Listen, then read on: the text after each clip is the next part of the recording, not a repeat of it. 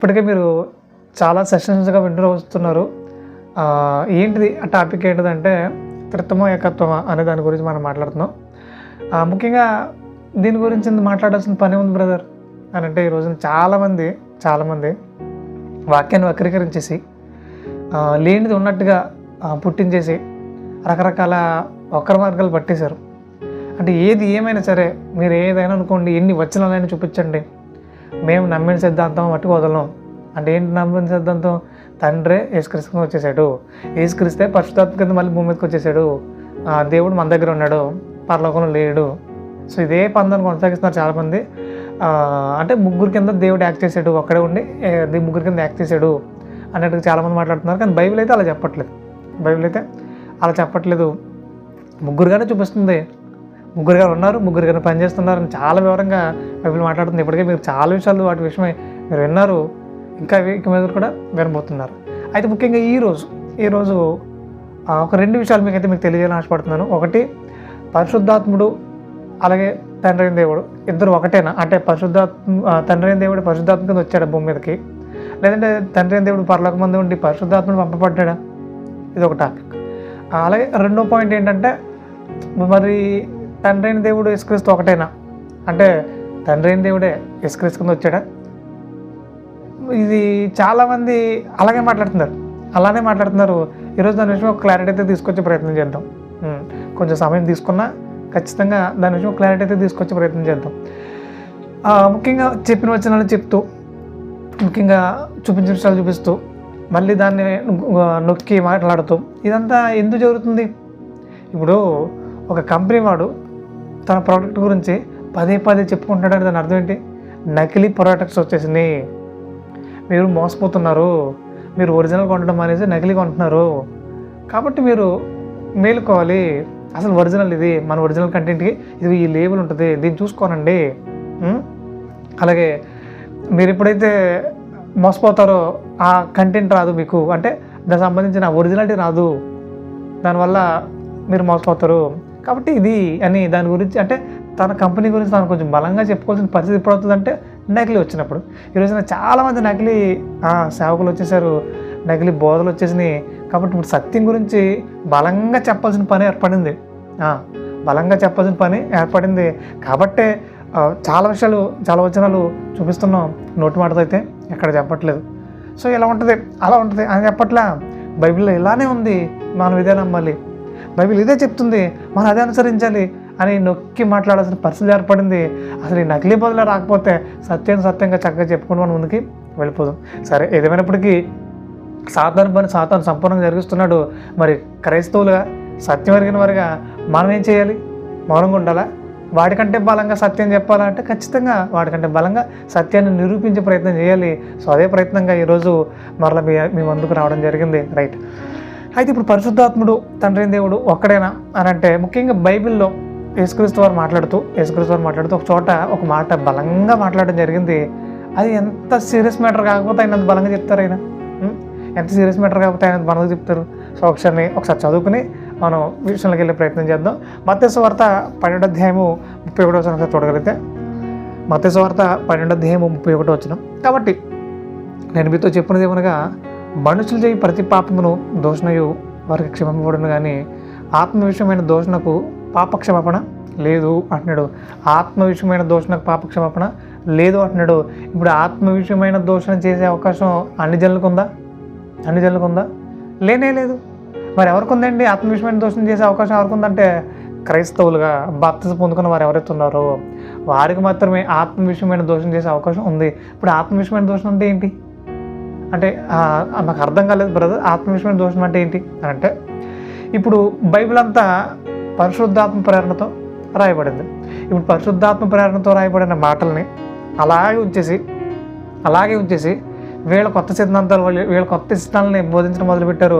అంటే వాక్యాన్ని పక్కన పెట్టేసి, వాక్యాన్ని వక్రీకరించేసి, ఏదో వచనం తీసుకుని దాన్ని ఇంకా వక్రం చేసేసి, ఇదిగో మేము చెప్తుంది ఇదే అన్నట్టుగాను రకరకాల తప్పు మార్గాలు పట్టిస్తున్నాను చూడండి. వాళ్ళ వల్ల పరిశుద్ధాత్ముడు దూషింపబడుతున్నాడు. అంటే ఇప్పుడు పరిశుద్ధాత్మ ప్రేరణతో రాయబడిన వాక్యాన్ని పక్కన పెట్టేసి వాళ్ళ ఇష్టాలు ఎప్పుడైతే చెప్పడం మొదలెడుతున్నారో పరిశుద్ధాత్మ దూషణ జరిగిస్తున్నారని అర్థం. వాక్యాన్ని ఎప్పుడైతే సమాజంలో తీసుకెళ్లకుండా వాళ్ళ ఇష్టాన్ని తీసుకెళ్తున్నారో దానినే పరిశుద్ధాత్మ దూషణ అని అంటారు. ఇప్పుడు ఇలాంటి కార్యక్రమాలు చేసేవాళ్ళు ఈ రోజున క్రైస్తవంలో చాలామంది పెరిగిపోయారు. అంటే వాక్యం చెప్పట్లేదు, వాళ్ళకేవో లోక సంబంధమైన ఆలోచనలు నింపబడ్డారు, అవే బోధిస్తున్నారు. ఇప్పుడు వాక్య సంబంధమైన పాటలు రావట్లేదు, ఏవో లోక సంబంధమైన వెర్రి సంబంధించిన మాటలు ఆ పాటలు కలిపి ఆ మ్యూజిక్ అలాగే ఉంటుంది, ఆ పాటలు అలాగే ఉంటున్నాయి. సో ఇవి సమాజంలో రుద్దాలనుకుంటున్నారు. వాక్య సంబంధమైన పాటలు ఈ రోజున కరువైపోయినాయి, వాక్య సంబంధమైన బోధలు ఈ రోజున కరువైపోయినాయి. దానిని పరిశుద్ధాత్మ దోషణ అంటున్నాడు. వారికి ఈ యుగమందైనను రాబో యుగమందైనను క్షమాపణ లేనుగాక లేదంటున్నాడు. కాబట్టి మనం చేసే బోధ కానీ మనం మాట్లాడే మాటలు కానీ వాక్యానుసారంగా ఉండాలి. అలా లేని పక్షంగా మనకు క్షమాపణ లేదంటున్నాడు. సో అలాంటి భయంకరమైన పాపంలో ఎవరు ఉండకూడదని వాక్యాన్ని బట్టి మీకు తెలియజేస్తూ ఉన్నాను. ఇక ఆదికాండం 1వ అధ్యాయము 1వ వచనంలో చాలామందికి అర్థం కాని మాట అది. అంటే ఒక పోలికగా చెప్తున్నాడు. ఇప్పుడు ఏంటిదంటే ప్రతిదీ చాలామంది అక్కడ ఉన్నట్టు మేము తీసేసుకుంటాం బ్రదర్, అక్కడ అలా ఉంటే అలా తీసేసుకుంటాం అన్నట్టు చాలామంది తయారయ్యారు. సో కొన్ని పోలికగా చెప్పబడినవి పోలికగా తీసుకుని అందులో ఉన్న భావాన్ని మనం తీసుకోవాలి, అందులో ఉన్న లోతైన సంగతులు మనం నేర్చుకోవాలి. అంతే తప్ప మేము అలాగే తీసుకుంటాం అంటే ఎలా కుదురుతుంది? ఇక్కడ కూడా అదే మాట రాయబడింది. ఏమిటంటే ఆదికాండం 1వ అధ్యాయం 1వ వచనంలో ఆదియందు దేవుడు భూమి ఆకాశం సృజించెను, భూమి నిరాకారముగాను శూన్యముగాను ఉండెను, చీకటి అగాధ జలములపైన కమ్మి ఉండెను, దేవుని ఆత్మ జలములపైన అల్లాడుచుండెను అంటున్నాడు. ఇప్పుడు దేవుని ఆత్మ అంటున్నాడు. ఇప్పుడు దేవుని ఆత్మ అంటే దేవుడు వేరు, మళ్ళీ దేవుని ఆత్మ వేరా? దేవుడి ఆత్మ ఇప్పుడు యోహాను సువార్త 4:24 వచనంలో దేవుడే ఆత్మ, దేవుడు ఆత్మ కనుక ఆయన ఆరాధించేవారు ఆత్మతోనూ సత్యంతో ఆరాధించాలని చెప్తున్నాడు. ఇప్పుడు దేవుడే ఆత్మ అయితే ఇప్పుడు దేవుని ఆత్మ ఏంటి? దేవుని ఆత్మ ఏంటి? పైగా అల్లాడుచుండెను అంటే ఈరోజు చాలామంది అంటే వెలువెల్లాడిపోతున్నాడు, ఏడుస్తున్నాడు అన్నట్టు చాలామంది మాట్లాడుతున్నారు. అల్లాడుచుండెను అంటే జలముల పైన అలలుగా ఆయన కనబడుతున్నాడు, అలలుగా ఆయన ఉన్నాడు అని చెప్తూ ఒక పోలికగా చెప్తున్నాడు. ఇప్పుడు దేవుని ఆత్మ అన్నమాట మనం తీసుకోగలిగితే దేవుడే ఆత్మ అయితే మరి దేవుని ఆత్మ ఏంటి కదా? సో ఈ విషయాన్ని కూడా మనం కొంచెం లోతుగా పరిశీలన చేయాలి. ప్రతి విషయాన్ని వాక్యంలోనే మనం పరిశీలించాలి, వాక్యంలోనే వెతకాలి, అంటే బైబిల్ గ్రంథంలోనే వెతకాలి.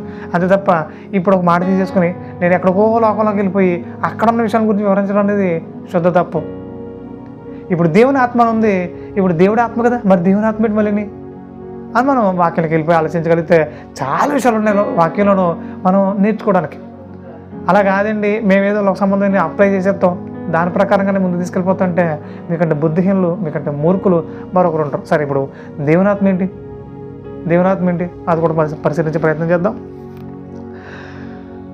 యోహాను సువార్త 4:24 వచనంలో దేవుడు ఆత్మ కనుక అని అన్నాడు. సో ముఖ్యంగా దేవుడి ఆత్మ. ఇప్పుడు దేవుని ఆత్మ ఏంటనేది మనం నేర్చుకునే ప్రయత్నం చేద్దాం. మత్తయి సువార్త 3వ అధ్యాయము 16వ వచనం. మత్తయి సువార్త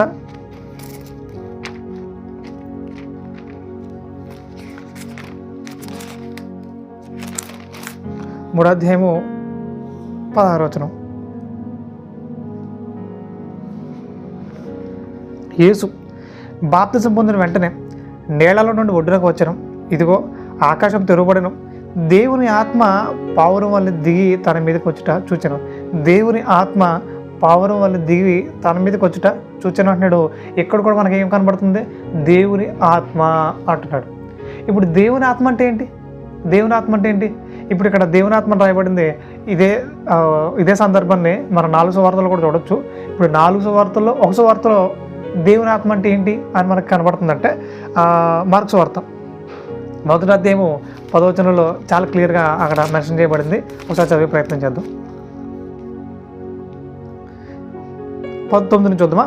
ఆ దినంలో యేసు గలిలయ నుండి నజరేతు నుండి వచ్చి యొర్దానులో యోహాను చేత బాప్తిసం పొందెను. వెంటనే ఆయన నీళ్ల నుండి ఒడ్డునకు వచ్చుండగా ఆకాశం చెల్చబడుటయు పరిశుద్ధ ఆత్మ పావురం వాళ్ళు తన మీదకు దిగొచ్చుటయు చూచెను. అంటే ఇప్పుడు దేవుని ఆత్మ అంటే మనకి ఏమని అర్థమవుతుంది? పరిశుద్ధాత్మ అని అర్థమవుతుంది. ఇప్పుడు ఆదిలోనే అంటే సృష్టి ప్రారంభంలోనే దేవుని ఆత్మ జలముల మీద అల్లాడుచుంటుంది, అంటే కార్యసాధనలో ఉంది అంటే పనిలో ఉంది.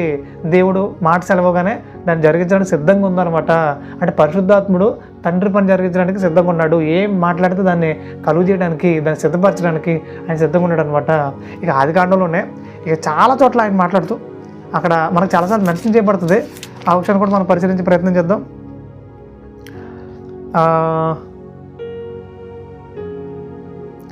ఇప్పుడు దేవుడు వెలుగు కమ్మని పలుకుగా వెలుగు కలిగాను అంటే అలా పలికితే అయిపోతుందా? దాన్ని జరిగించే వాళ్ళు ఒకళ్ళు ఉండాలిగా. సో అక్కడ పరిశుద్ధాత్ముడు ఆ పని జరిగిస్తున్నాడు. అంటే ఆయన అంత శక్తిమంతుడు, దేవుని కుమారుడు. ఇప్పుడు వెలుగు కమ్మన్నాడంట, వెలుగు కలిగింది. ఇంకా అలాగే సూర్యచంద్రుల్ని ఇవన్నీ కూడా కలుగజేసింది ఎవరు? దేవుని మాట కలుగజేసింది అంటున్నారు, కానీ అక్కడ కార్యం జరిగించింది ఎవరు? పరిశుద్ధాత్ముడు. ఇక తర్వాత మొదటి అధ్యాయంలోనే ఆదికాండం మొదటి అధ్యాయం 26వ వచనంలో ఒక మాట రాయబడింది. దేవుడు మాట్లాడుతున్నాడు ఏమనంటే, మన స్వరూపమందు మన పోలిక చొప్పున అంటున్నాడు. ఇప్పుడు దేవుడు ఒక్కడే ఉంటే నా స్వరూపమందు నా పోలిక చొప్పున నరుని చేస్తాను అని అనాలి. మన మన అనే మాటలు ఎందుకు మాట్లాడుతున్నాడు దేవుడు అంటే, అక్కడ దేవునితో పాటు మరొక ఇద్దరున్నారు. వాళ్ళే యేసుక్రీస్తు వారు, అనగా అలాగా పరిశుద్ధాత్ముడు. ఇప్పుడు వీళ్ళిద్దరూ దేవుని కుమారులు, వారితో మాట్లాడుతూ మన పోలిక చొప్పున మన స్వరూపం చొప్పున అని మాట్లాడుతున్నాడు. అంటే ఎక్కడ కూడా బైబిల్లో కిట్టించేసిన విషయాలు అయితే లేవు. చాలా క్లియర్ కట్గా ఉంది. ఆది నుండి పరిశుద్ధాత్ముడు దేవునితో ఉన్నాడు, కార్యసాధనలో పని జరిగిస్తున్నాడు.